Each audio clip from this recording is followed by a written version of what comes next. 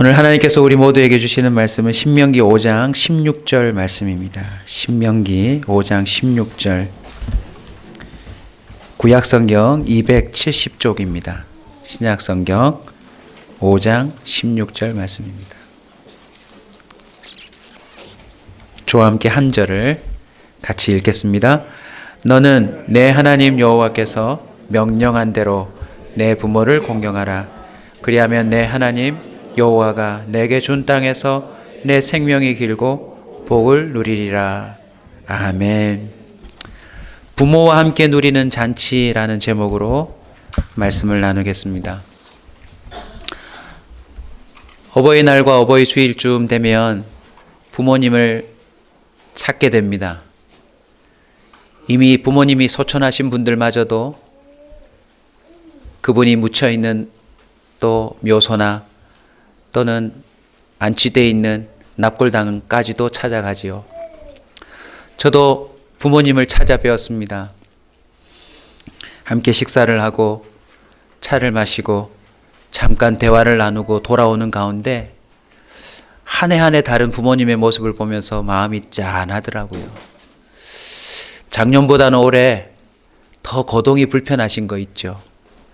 제가 아버지의 손을 붙잡아 주지 않으면 걸음을 내딛는 것마저도 균형을 잡지 못하는 모습을 보면서 참 마음에 짠한 마음이 있었습니다. 그럼에도 불구하고 계속 제 마음 가운데 오늘 이 말씀을 전하는 이 순간까지도 있는 감동이 있는데 그게 뭐냐면 살아계셔서 참 다행이다. 처갓집이든 본가든요, 부모님을 뵙고 올 때마다 느끼는 게 뭐냐면 잔치를 경험해요. 우리 장모님은 김서방이 좋아하는 걸 아십니다. 제가 제일 좋아하는 게 무생채. 우리 장모님 정말 잘 만드세요. 제가 먹을 때마다 이거 진짜 식당 차려야 되는데 별것 아닌 것 같아도 장모님의 무생채가 얼마나 맛있는지요. 장모님은 늘 이렇게 말합니다. 김서방 미안하네.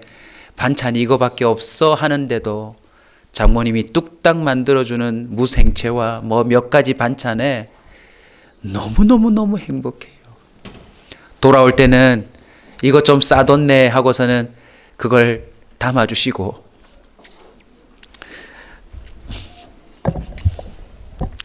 만들기 힘든 식혜를 5병, 6병 만들어주시는데 집에 들고 오면 늘 느끼는 게 오래만 살아 계십시오. 식혜를 꺼내놓으면 아이들이 환호를 지릅니다. 할머니 식혜라면서. 본가에 가면 제 어릴 적 먹던 음식을 또 만들어주세요. 무생채 아닙니다. 솔직히 말씀드리면 본가에 가니까 어느새 음식 맛이 별로 없어요. 우리 집 사람이 훨씬 맛있습니다. 아부가 아니고요. 왜 그런가 하니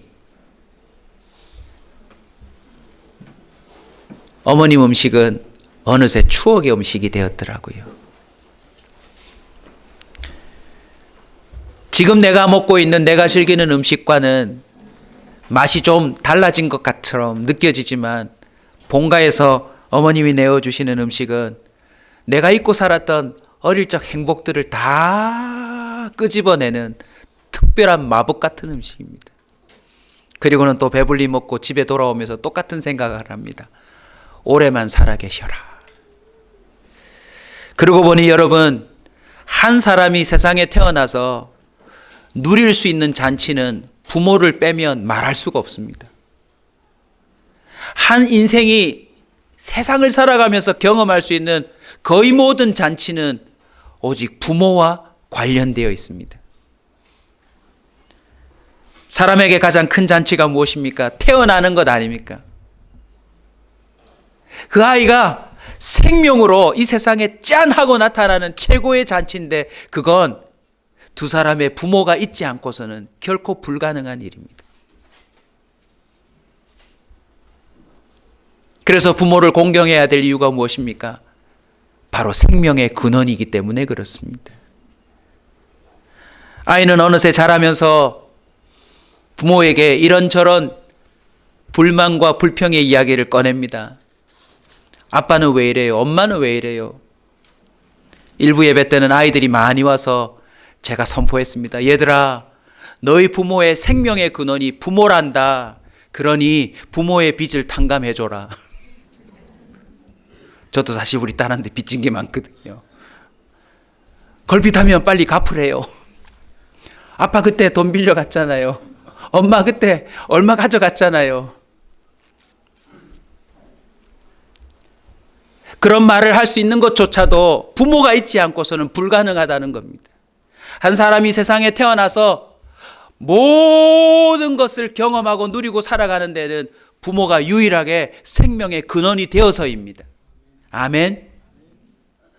돌잔치, 생일잔치, 결혼잔치, 승진, 입학, 졸업, 세상에 존재하며 내게 누릴 수 있는 그 잔치는요, 부모가 생략되고서는 말할 수가 없어요. 그래서 우리는 부모를 공경해야 합니다.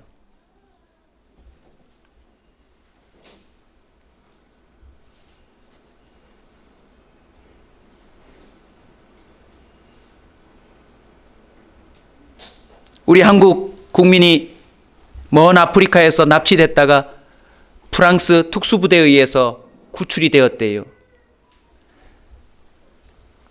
대한민국 사람들이 난리가 났어요. 자기를 구해준 것도 아닌데. 이름 모를 그냥 한국 사람이 프랑스 군인에 의해서 구출받았다는데 모든 사람들이 고마워요, 감사해요. 그 사람들에게 칭찬 일색이더라고요. 아마 국가 차원에서도 그 유가족들이나 그분들에게 뭔가를 하겠지요. 그런데 여러분, 부모는 누굽니까? 내 생명이 세상에 존재케 해준 존재라는 것입니다. 그야말로 나라고 하는 존재 그 자체를 가능케 만들었던 존재가 누구다? 부모인 것입니다. 그래서 여러분, 우리가 좀 더 공경심으로 부모에게 이렇게 말할 필요가 있습니다. 혹시 오늘 저녁에 부모님을 방문하거나 전화하실 분들은 오늘 꼭 숙제를 드리겠습니다. 이렇게 인사하셔야 돼요. 오, 내 생명의 근원이신 어머니시여. 오, 나의 모든 것의 근원이 되는 아버지시여. 내 모든 것 되시는 아버지 어머니요. 이렇게 말해줘야 합니다. 근데 우리는 뭐라고 말합니까? 아빠가 해준 게 뭐가 있는데?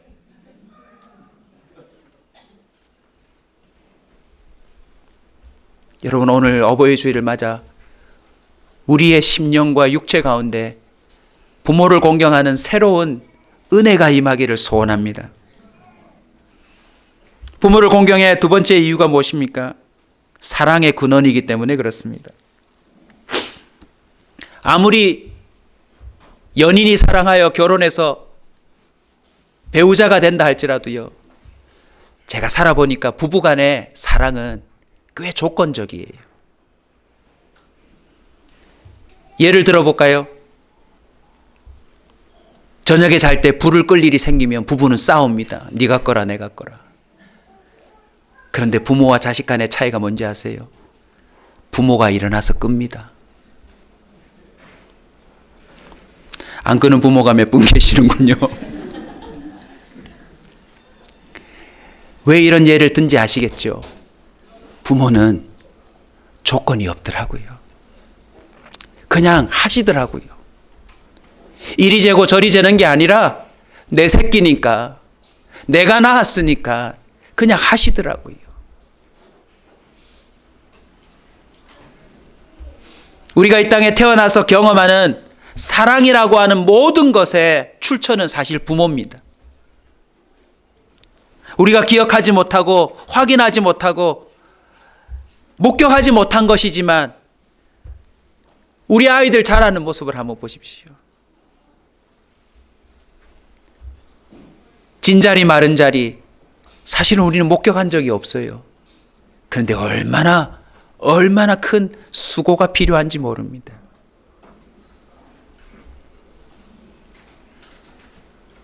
조금 전에 앞에 나와 섰던 우리 어르신들, 사라져가지만 잊혀져가지만 늘 이런 분들이 얘기하는 게 있습니다. 젊은 친구들이 아기를 낳아서 우리 때는 기저귀 다 빨아 널었다. 똥기저귀 그거 다 말리고 또 소독하고 풀 먹이고 뭐 이런 얘기들을 하시죠.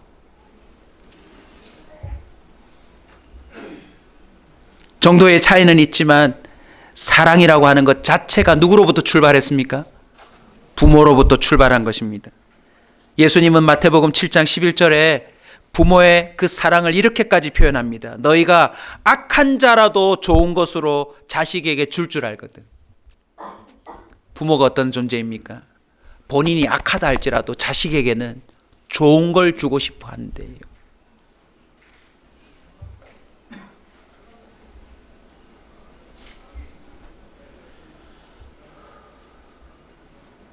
이 땅 가운데 사람의 인생을 가장 존귀하게 만들어주는 그 사랑, 그 시작이 부모였다는 사실을 기억하고 우리는 그분들을 공경해야 될 줄로 믿습니다. 사실은요, 힘도 빠지고 재력도 없어지고 정신도 흐릿하지만 부모가 살아있다면 지금도 그 부모는 세상 최고의 사랑으로 그 자녀를 대하고 있을 겁니다. 아멘. 세 번째 이유는 바로 믿음의 근원이 부모이기 때문에 그렇습니다. 부모는 믿음이 무엇인지를 가르쳐주는 존재입니다. 저도 저희 부모님의 삶을 뒤돌아보면 정말 지금도 고마운 게 뭐냐면 저한테 그랬거든요. 기봉아, 하나님께 기도하면 돼. 아들아, 하나님은 다 알고 계셔. 저희 부모님이 저에게 해주실 수 있는 것은 한계가 있었지만 부모님이 저에게 물려주신 그 세상에 대한 여러 가지 믿음들은 하나도 틀린 게 아니었어요.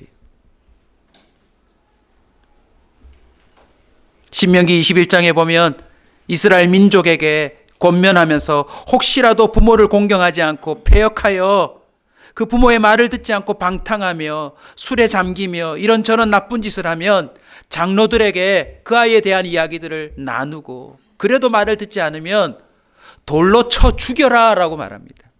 마치 예전에 우리 민족 가운데 있던 멍석마리처럼 말입니다. 그 이유가 뭔지 아세요? 너희 중에서 악을 제거하라 라는 말, 이 말이 이유입니다. 부모를 공경하는 것은요, 그 한 사람의 삶이 거룩해지는 것과 연관이 있습니다. 청소년 사역을 오래 하면서 공통적으로 느낀 게 있는데 뭔지 아세요? 정말 젊은 시절에 죄를 많이 짓는 사람들의 공통점이 부모를 공경하지 않는 자들입니다. 부모의 공경과 멀어지면 멀어질수록 그 인생 자체에 죄가 많아진다는 걸 처절하게 봤어요. 신명기라고 하는 이 본문도 무엇입니까? 한민족 전체를 두고 주님이 명령하신 겁니다. 부모를 공경하면 그 사람의 믿음이 온전히 세워질 수 있는 아주 중요한 연결이 되어 있는 고리입니다.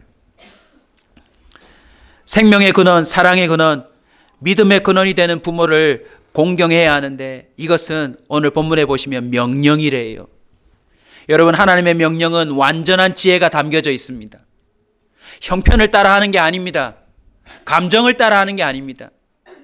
지금도요, 사실은 우리 성도들 전체 삶을 한번 들여다보면 이런저런 살아오는 사건과 사고, 감정, 얽히고 설킨 것 때문에 부모 공경을 어느새 멈추거나 포기하거나 멀리 제쳐둔 사람이 혹 있을지도 모릅니다. 그러나 부모 공경은 하나님의 명령입니다. 그 안에는 하나님의 완전한 지혜가 담겨져 있습니다. 우리가 이해하지 못하는 훨씬 더 많은 연계와 또 관련되어 있는 일들이 많이 퍼져 있습니다.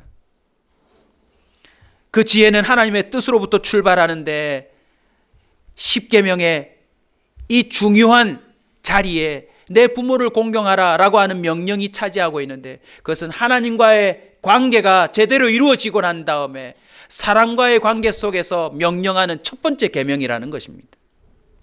이걸 이렇게 표현하면 어떨까요? 부모를 공경하는 것이 하나님의 뜻이 성취되는 첫 번째 관문입니다. 아멘. 저에게 적용해보면 여러분 이렇게 느끼실 거예요.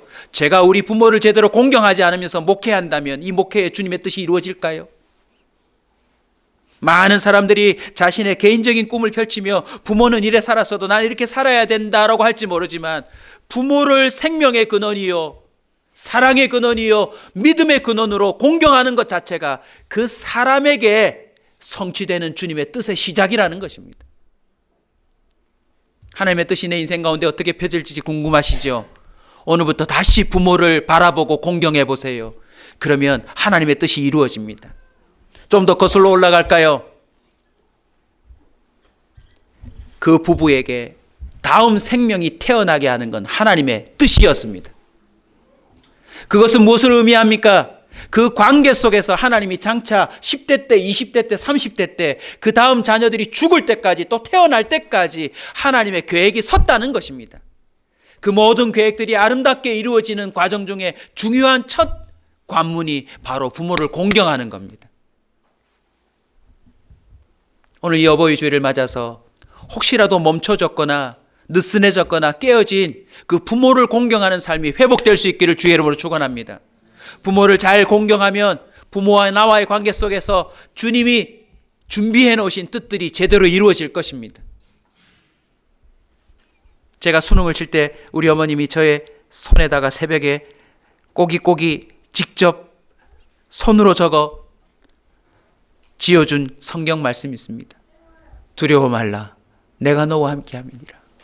놀라지 말라. 나는 내 하나님이 됨이니라. 내가 너를 굳세게 하리라. 참으로 내가 너를 도와주리라. 나의 의로운 오른손으로 너를 붙들리라. 저희 어머님이 저에게 이럴 때는 이렇게 하고 저렇게는 저렇게 하라 라고 했던 말씀들 다 순종하지 못했지만 부모님의 그 말씀들을 공경한다고 했던 것들이 제 인생의 거룩한 뜻이 되더라고요. 하나님이 역사하시는 그런 제목들이 되더라는 것입니다.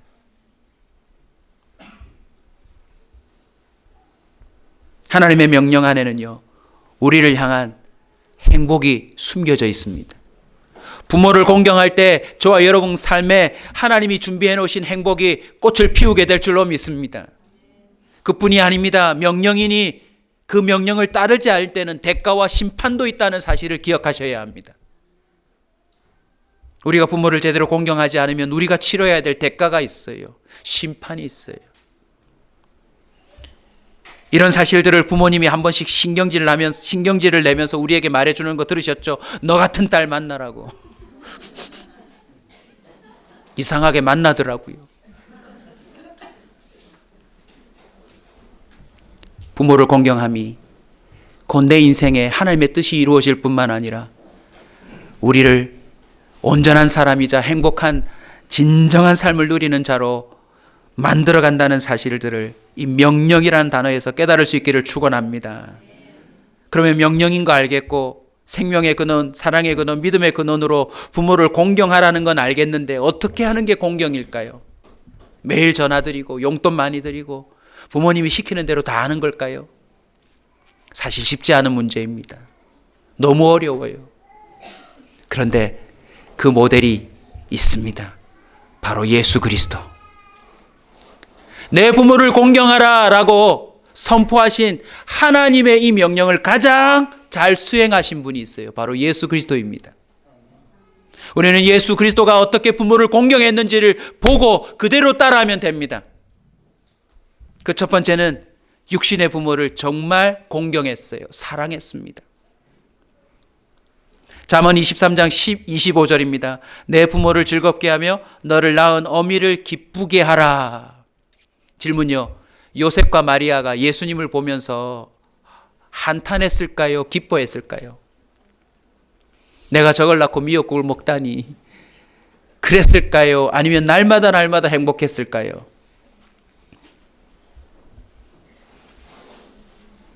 저와 여러분이 적어도 공생애를 시작하기 전까지는요, 부모를 행복하게 해주는 자녀가 되어야 합니다.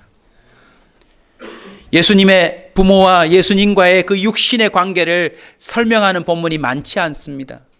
오히려 어떤 본문에 보면 그죠, 부모의 손을 잡고 유월절을 지키러 갔다가 부모한테 말도 안 하고 그냥 며칠 길을 떨어져서 애를 잊어버릴 만큼 예수님은 독단적인 행동을 자주 하는 것처럼 보여요.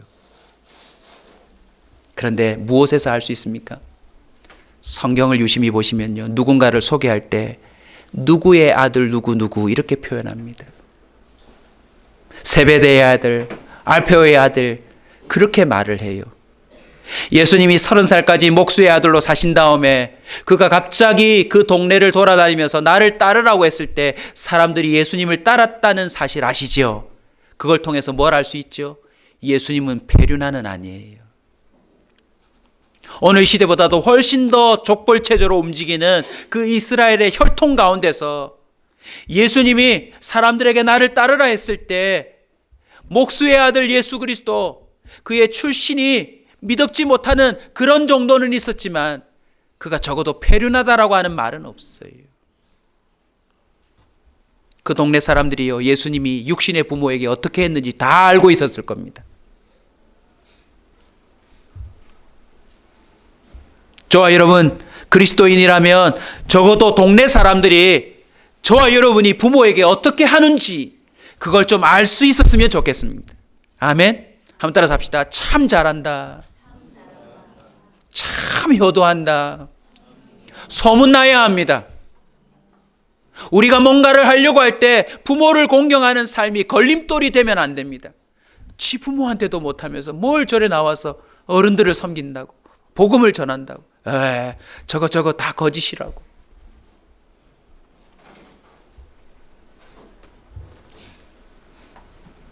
지금까지 나름 잘해오셨겠지만 오늘부터 더 도전하셔야 됩니다. 우리는 적어도 동네에서는 소문나야 합니다. 부모님한테 참 잘한다. 정말 부모님을 기쁘시게 해드린다. 부모님을 정말로 사랑한다라고 하는 소문난 그리스도인이 되시길 주의 이름으로 축원합니다. 전화도 좀 자주 하시고요. 부모님이 필요한 걸 좀 저와 여러분이 받았던 것처럼 말하지 않으셔도 예전에 웃긴 영상들이 있었죠. 부모님들이 한 번씩 나와서 서울에 있는 멀리 있는 자녀들에게 하면서 은근히 가로 열고 보일러가 시원찮다.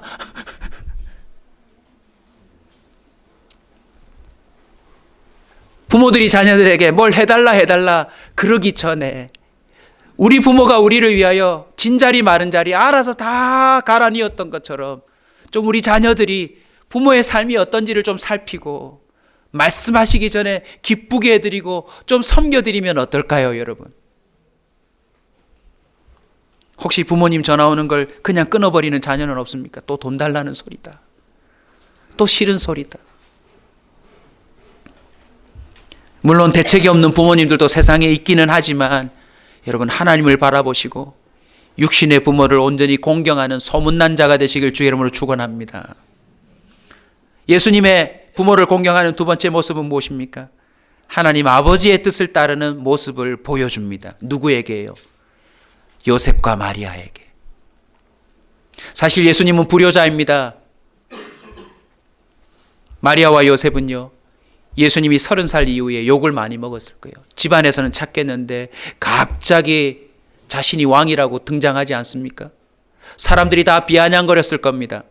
아니 목수의 아들인 당신 아들이 왕이라고 자꾸 소문내고 다닌대.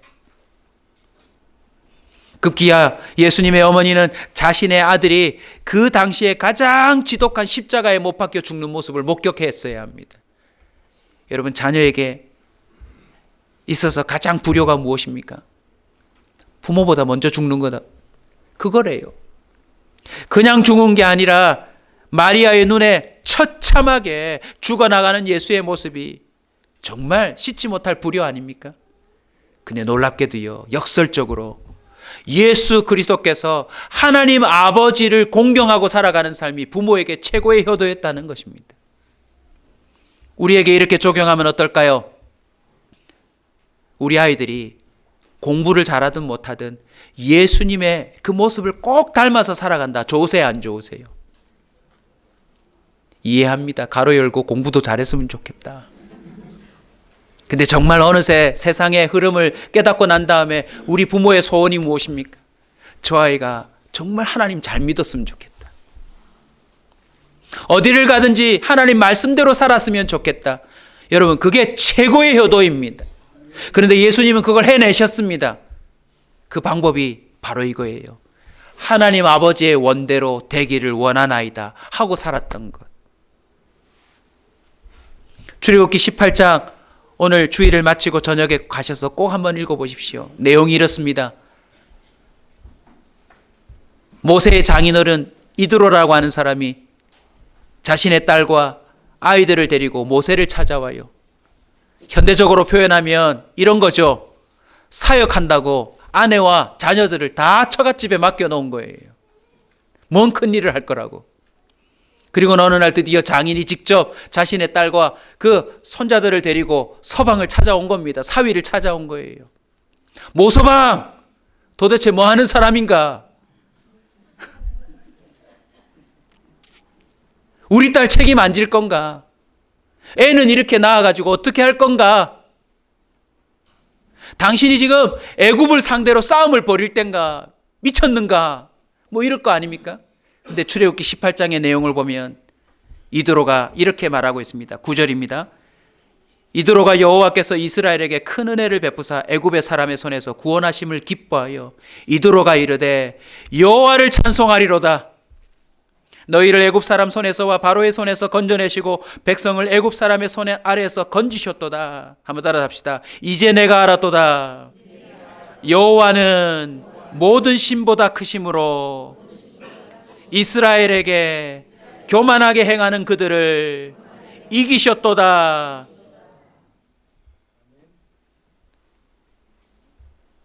죽었는지 살았는지 모르는 자신의 사위를 찾아와 보니 만군의 여호와 하나님께서 그 사위를 쓰고 있는 모습을 목격했다는 거죠. 저와 여러분이 남은 여생에 할 수 있는 부모에게 최고의 효도가 뭔지 아십니까? 우리가 하나님 아버지의 원대로 살아가는 겁니다. 아멘. 지가 원하는 대로 모든 걸 하겠다고 덤벼드는 인생이 아니라 하나님 아버지의 뜻대로 살아가는 그 모습으로 살아갈 때 심지어 불신자 부모까지도 나중에 이제야 알았도다. 참 사위가 잘 들어왔네. 며느리 정말 잘 들어왔네. 너희 때문에 우리 집안이 구원을 얻었도다. 이게 최고의 효도다 라고 말하게 될 줄로 믿습니다.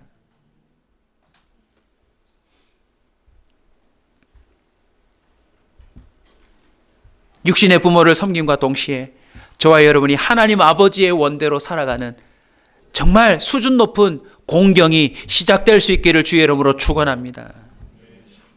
예수님이 보여주신 공경의 세 번째는요, 바로 부활입니다. 요한복음 19장 26절에 보면 눈물 없이는 볼 수 없는 예수님과 어머니 간의 대화가 나옵니다. 예수께서 자기의 어머니와 사랑하시는 제자가 곁에 서신 것을 보시고 자기 어머니께 말씀하시되 여자여 보소서 아들이니이다. 처참한 광경 속에서 엄마를 불렀으니 얼마나 이건 불효입니까? 왜 그러고 사냐고. 너가 뭐 하려고.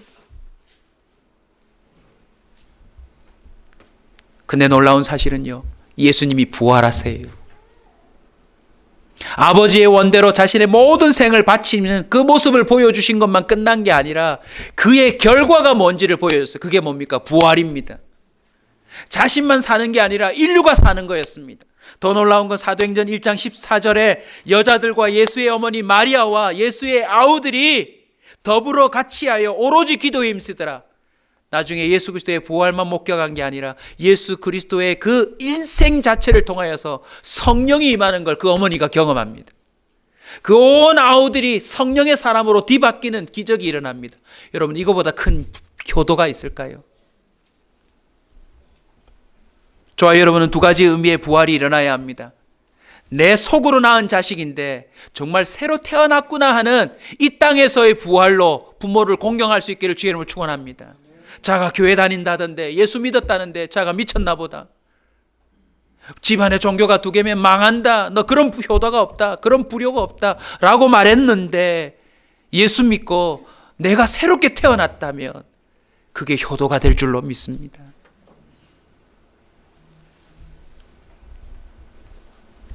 더 놀라운 것은요, 결국은 부모님들 다 돌아가실 것 아닙니까? 이미 돌아가신 부모님이 있으시죠. 자녀가 먼저 죽기도 합니다. 내 부모를 공경하라 이 명령 안에 여러분, 단순히 부모께 잘하라는 말만 들어있는 게 아니라 부활의 역사가 숨겨져 있다는 것입니다. 비록 우리가 한 번은 죽지만 영원한 천국에서 우리가 다시 살아난다면 그거 효도 아닙니까? 아멘. 나뿐만 아니라 부모도 구원에 이른다면 그거 효도 아닙니까?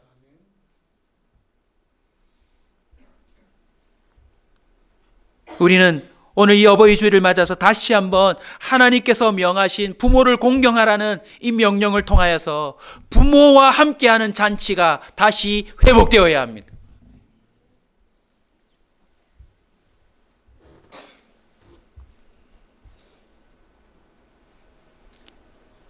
우리 부모님이 커피를 좋아하실까요? 안 좋아하실까요?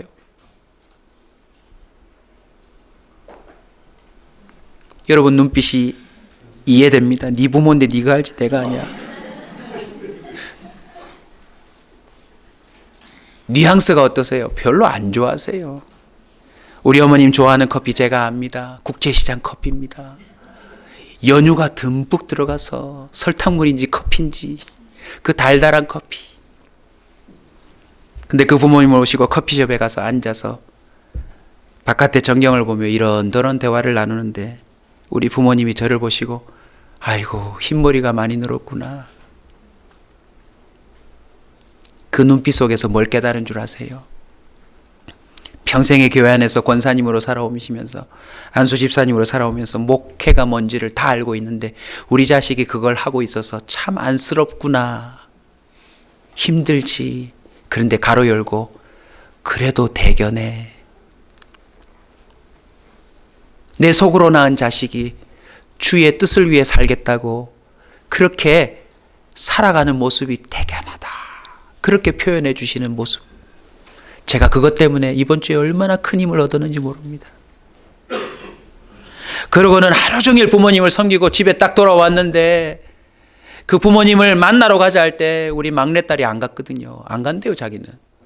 제가 화가 얼마나 나는지 모릅니다. 근원의 근원이 저기 계시는데 네가 지금 어버이날을 맞아 할아버지 댁에 좀 가서 인사 좀 하자는데 귀찮대요. 자야 된대요. 피곤하대요. 못 일어나겠대요. 그래서 그냥 놔두고 갔어요.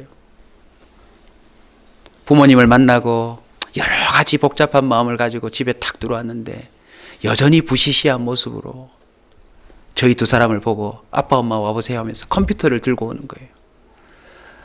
천불이 이까지 올랐습니다.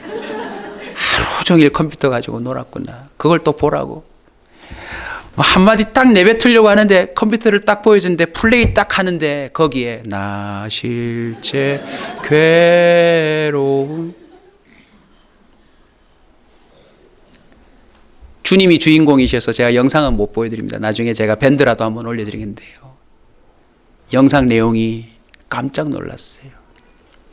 저도 어디 있는지 모르는 제 젊은 사진을 다 찾아내가지고 그걸 일일이 편집했는데 어떻게 편집했냐면 이쪽에 언니, 이쪽에 자기.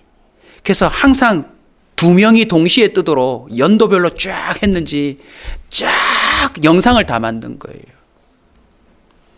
왜 할아버지 댁에 안 가자고 했냐면 밤새 그거 만들었대요. 9시간.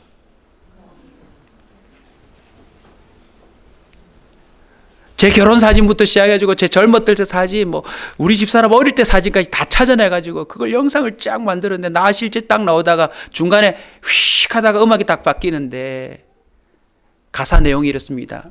우리 엄마도 한때는 여자였는데 한때는 아이였는데 부모가 되어서 용감하게 산다는 그런 내용인데요. 천불이 갑자기 확 식으면서 눈물로 바뀌어가지고 그 아이를 끌어안고 고맙다. 네가 이럴 줄 몰랐다.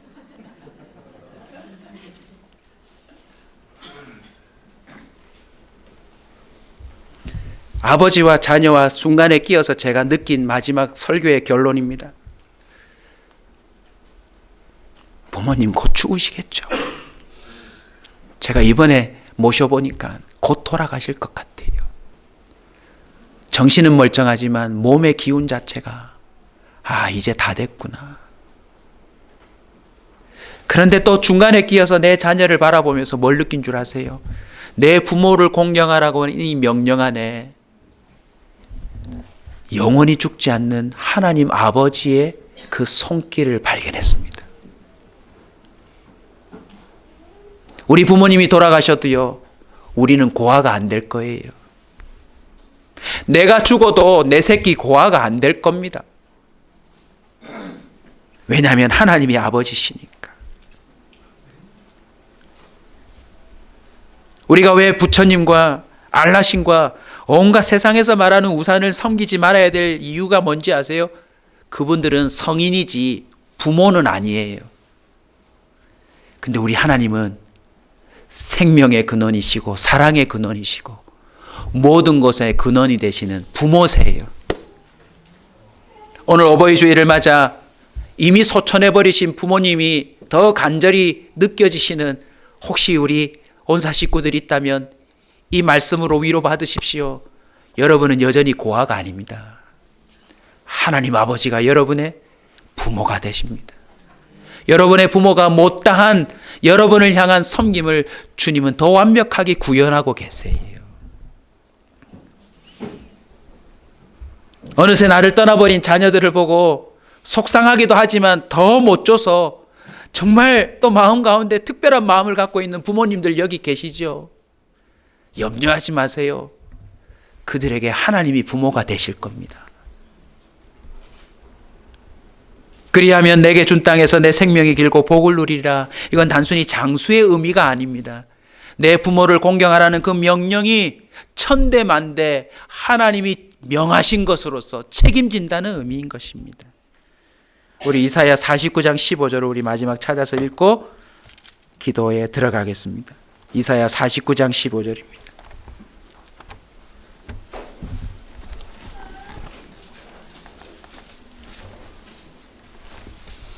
이사야 49장 15절입니다.